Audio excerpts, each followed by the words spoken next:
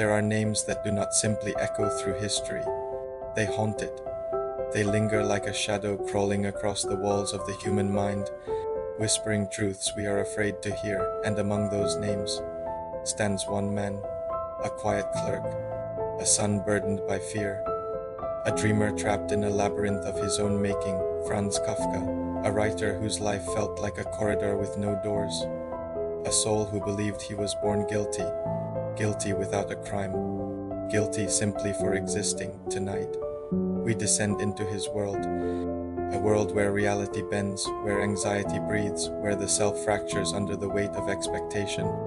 If you listen closely, you may hear your own reflection trembling in the darkness. Kafka once wrote, "I am a cage in search of a bird." This is not merely the story of a man. It is the story of every person who has felt unseen, unheard, unfit for the world around them.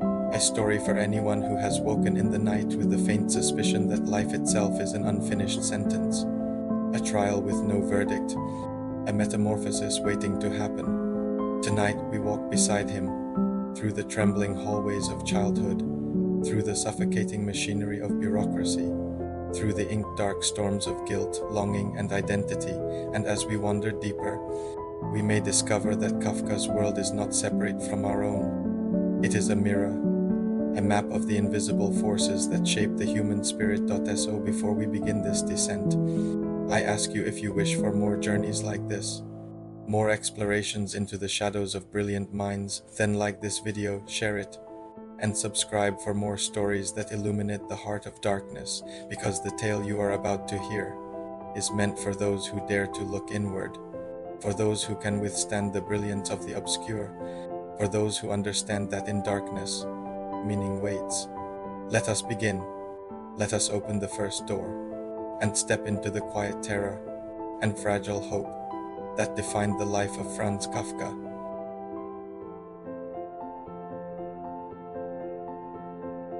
There are childhoods made of sunlight, and there are childhoods made of silence. Kafka's childhood belonged to the second kind, a place where even breathing felt like trespassing, where every step was measured, where every thought trembled beneath the shadow of a single towering figure. His father, Hermann Kafka, a merchant with a booming voice, a giant presence, a man who believed strength was the only acceptable language. And Franz was a whisper, a thin, fragile boy who saw the world not as a battlefield but as an endless question. Hermann judged him not for what he did, but for what he was not. Not loud enough, not tough enough, not enough. And so the young Franz learned early that love could feel like a courtroom, and he was always the defendant. His crime? Simply existing in a form his father could not understand. Kafka would later write a letter to Hermann, a letter he never dared to send, accusing him of crushing his spirit, of bending his soul into something permanently twisted. But even in writing, he blamed himself. He feared he was guilty of disappointing a God he never asked for. This is the first key to the labyrinth of Kafka's mind. He believed fear before he believed freedom. Fear shaped him. Fear taught him to see the world not as a landscape but as a labyrinth of invisible judges, as a place where everyone is watched but no one is truly seen. Franz grew up craving tenderness, yet expecting punishment. He sought affection, yet braced for rejection. Every human interaction felt like an exam for which he had never been given the material. He became an observer, a child who watched the world with a trembling intensity, as if every emotion were a knife that might cut too deeply, while other children ran freely. Franz drifted through life like a ghost in training, present yet untouchable, a shadow that learned to fold itself into corners where silence lived. But this is the irony of Kafka's life. The very wounds that made him fragile also made him extraordinary. His fear sharpened his perception. His despair carved his language. His loneliness gave birth to worlds that mirrored the quiet terrors of the human soul. He did not escape his father's shadow. He transformed it, reforging pain into allegory, turning anxiety into architecture, and building piece by trembling piece, a literary universe where every corridor was lined with the echoes of his own childhood. The boy who could not speak back to his father became the man who spoke for everyone who had ever felt trapped by expectations they could never fulfill. He converted private suffering into universal Revelation, Kafka's childhood was not merely tragic, it was formative. It sculpted the mind that would later write The Metamorphosis, The Trial and The Castle, stories not of monsters or miracles, but of the ordinary human being lost within the machinery of existence. Before we move on, remember this: Kafka did not write fantasy. He wrote reality as seen through the eyes of a child who feared the world would never grant him permission to exist. This is where his story begins. In a house filled with shadows, with a boy learning the language of fear, with a mind that would one day illuminate the darkest corners of human consciousness. And now, we follow him into the next chapter where the child becomes the young man and the shadows begin to speak.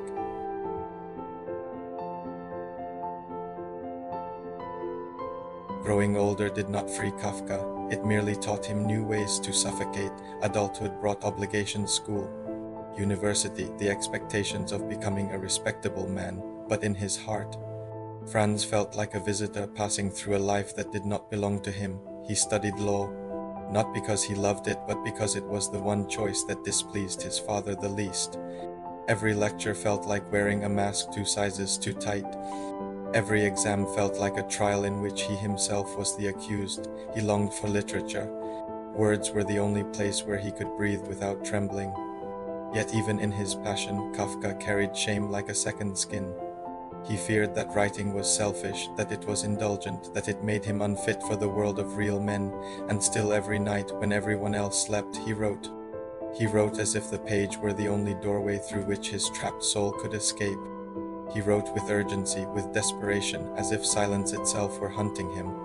Kafka's days were obedient, but his nights were rebellions. By day, he worked as a clerk in the Workers' Accident Insurance Institute, a respectable bureaucratic job, the kind his father could finally approve of.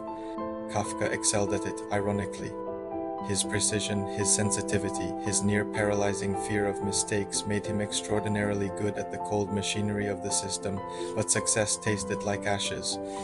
He knew he was becoming another cog in the very machine that haunted his imagination. He wrote in his diary, "I am chained to this life and it kills me. Yet, and here lies the paradox, it was this very job, this grind of paperwork and regulation, that gave birth to the atmosphere of the Trial and the Castle." Kafka did not merely criticize bureaucracy. He felt it in his bones.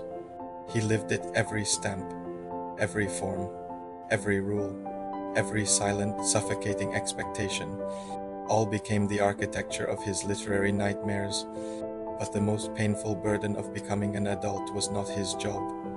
It was love. Kafka longed to be loved deeply and feared it just as deeply.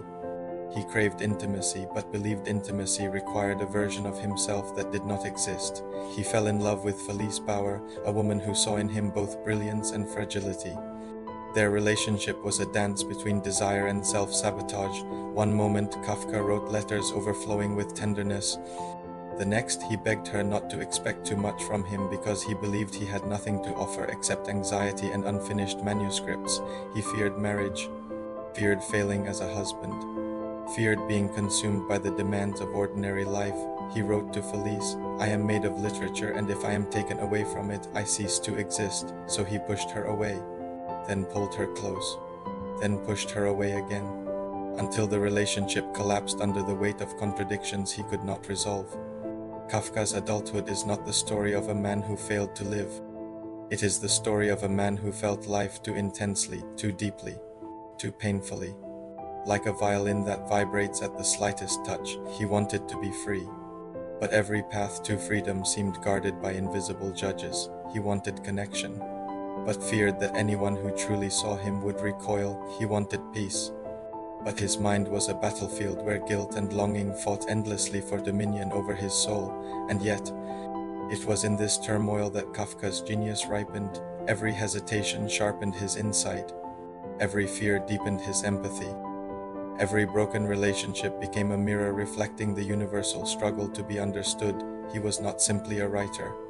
He was an interpreter of the silent agonies that people carry inside themselves but never articulate. Kafka's adulthood was a crucible, a slow-burning fire that forged the voice of a man whose stories would one day echo in every life touched by uncertainty. And now, We walk with him into the next stage where the quiet despair of his daily existence begins to crystallize into the masterpieces that would define him.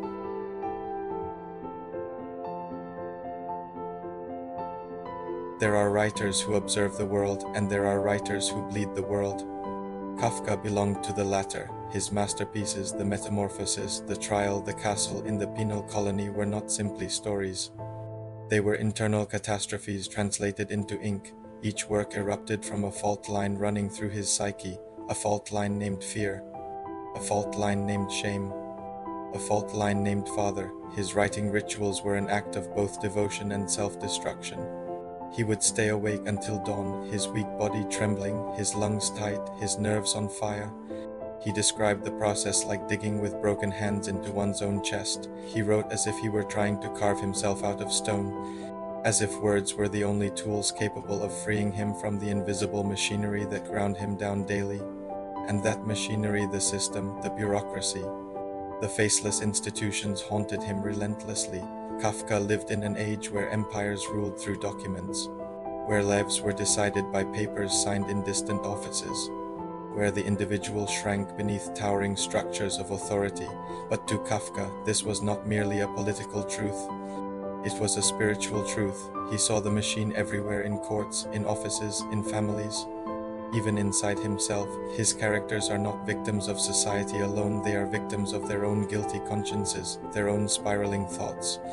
The true prison in Kafka's world is the mind. Jada Panjang, take Gregor Samsa, the man who awoke to find himself transformed into an insect. Many readers interpret it as absurdism, a surreal metaphor, but Kafka himself once said, "I am Gregor." He felt like a burden, a creature unworthy of love, a thing whose existence inconvenienced others. Gregor's monstrous body is the shape Kafka believed his soul had taken. Then there is Joseph K. from The Trial, a man accused. But of what? No one can say. No charge is named. No judge appears. Yet the machinery moves forward, cold and relentless. Kafka understood this intimately. He lived with a constant sense of wrongdoing without knowing the crime. A man punished for simply existing. He wrote, "My greatest fear is that I am condemned not for what I have done, but for what I am, in the castle." Kay spends the entire novel trying to gain access to a distant authority that refuses to acknowledge his presence. It is the perfect image of Kafka's relationship with his father and, in a larger sense, his relationship with meaning itself. He longed for affirmation, for validation, for a voice greater than him to say, "You belong." But that voice never came, and so he wrote worlds where the authority is silent, where answers never arrive, where characters wander endlessly through cold landscapes searching for a truth that refuses to reveal itself. Even his lesser-known texts carry the same pulse of dread. In the penal colony, a machine carves the condemned man's crimes into his flesh, a horrifying image. But to Kafka, it was a perfect metaphor for the way guilt inscribes itself onto the human spirit. We carve our failures into our own skin. We sentence ourselves long before any judge appears. Kafka wrote, "Nothing inflicts deeper wounds than our own thoughts." His work was prophetic. He anticipated a century of totalitarianism, information systems, anonymous power, and the loss of individuality under bureaucratic regimes. He foresaw the modern world, a world where files know more about you than people do, where decisions happen in offices you'll never see, where the individual trembles before systems too large to understand. A Kafkaesque world. But his genius was not simply clairvoyance. It was empathy. Kafka understood human fragility with alarming clarity. He saw people trapped between expectations and desire, between longing for connection and fear of exposure, between the need to obey and the desperate urge to break free. He wrote not to condemn humanity, but to illuminate the silent suffering hidden beneath ordinary lives. Ironically, he never believed his work mattered. He thought his stories were failures, his manuscripts unworthy. Before his death, he asked his friend Max Brod to burn everything he had written, burn the nightmares, burn the confessions, burn the fragile architectures of his mind that he feared the world would misunderstand. Kafka wanted to disappear so cleanly that even his words would vanish. Max Brod refused, and because of that refusal, we can still enter Kafka's labyrinth not to become lost, but to discover how deeply human it is to feel lost. This was the era of Kafka's creative fire, brilliant and brutal. His mind illuminated the darkness not by escaping it, but by walking deeper into it than most dare to go. Now, we move with him toward the final stage, his decline, his resignation, and the strange peace he found only at the edge of death.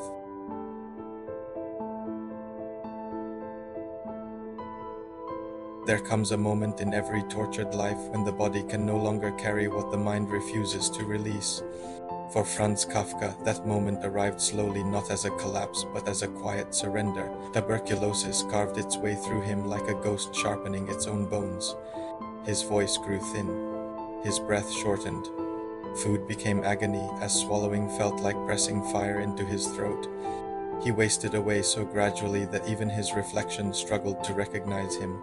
Yet he kept writing, even as his lungs betrayed him, even as his body begged for rest, even as the world he built inside himself grew heavier than the world outside. Kafka wrote, "Writing is the axe for the frozen sea within us." But now the sea was freezing faster than the axe could strike. He spent his final months in a sanatorium in Kirling.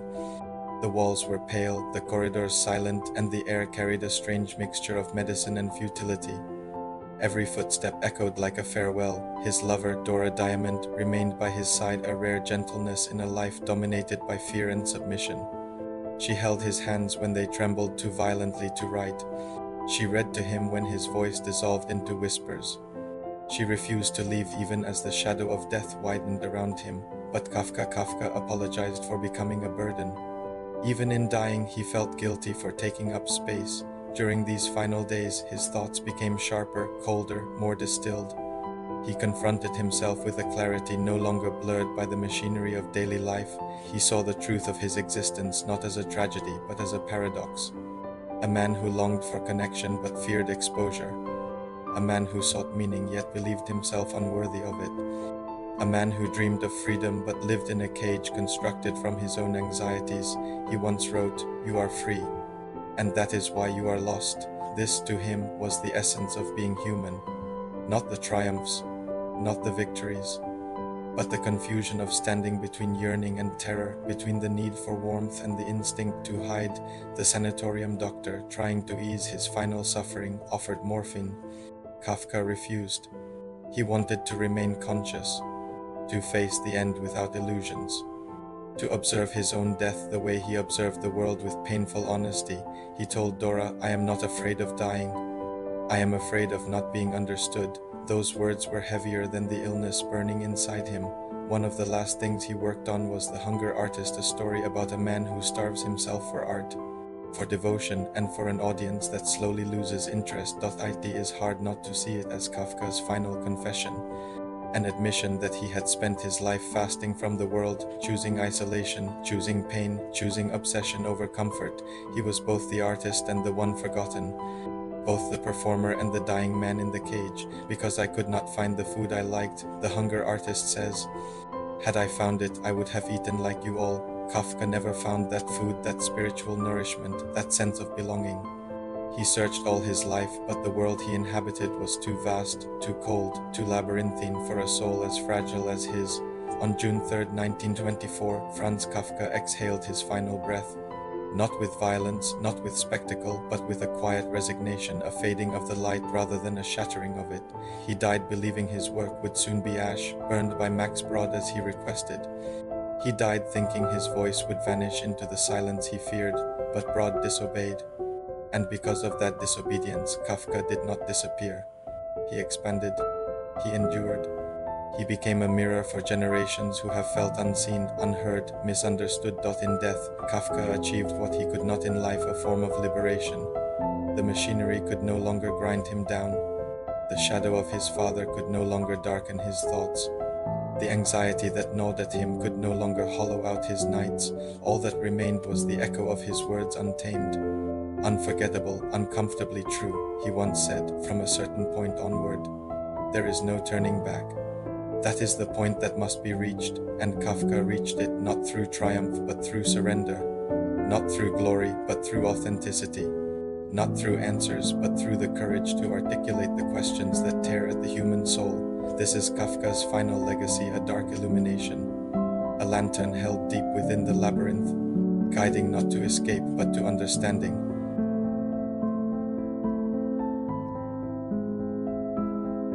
In the end, Kafka's life was not a straight line but a spiral, a slow descent into shadow and a strange ascent into meaning. He never sought fame.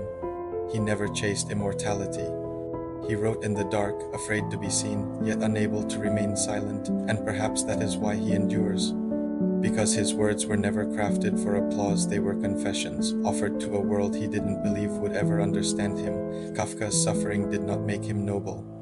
His pain did not make him heroic. But through the raw honesty of his writing, he transformed despair into a kind of clarity. He transformed confusion into a language that still resonates with anyone who has ever felt lost, overwhelmed, or quietly broken. He once wrote, "A book must be the axe for the frozen sea within us." His own books became exactly that, an instrument that cracked open the silent numbness of the modern soul. Through fear, he uncovered truth. Through weakness, he discovered depth. Through loneliness, he learned how to speak in a voice that transcends time. Today, we inhabit a world more Kafkaesque than ever, a world of systems too large to grasp, anxieties that linger in the bloodstream, and identities shaped by forces we barely understand. Yet Kafka teaches us this: the labyrinth is not meant to be solved, it is meant to be navigated, and even the faintest light can guide us through its darkest corridors. He shows us that fragility is not the opposite of strength, it is the beginning of it. That self-doubt is not a flaw, it is a sign of sensitivity. And that meaning does not appear fully formed, it slowly reveals itself in the very act of searching. As we leave his story behind, let us carry the echo of his voice, a reminder that in the quiet corners of the mind, where fears whisper and uncertainties tighten their grip, there is still a truth waiting to be uncovered, a truth uniquely ours. And perhaps in that fragile space, Kafka walks beside us still. Thank you for walking through his shadows with me. If this story moved you, if it opened even a small doorway in your thoughts, then support this journey, like this video, subscribe to the channel, and share it with someone who carries unspoken questions in their heart, because the more we understand voices like Kafka's, the more clearly we begin to understand our own.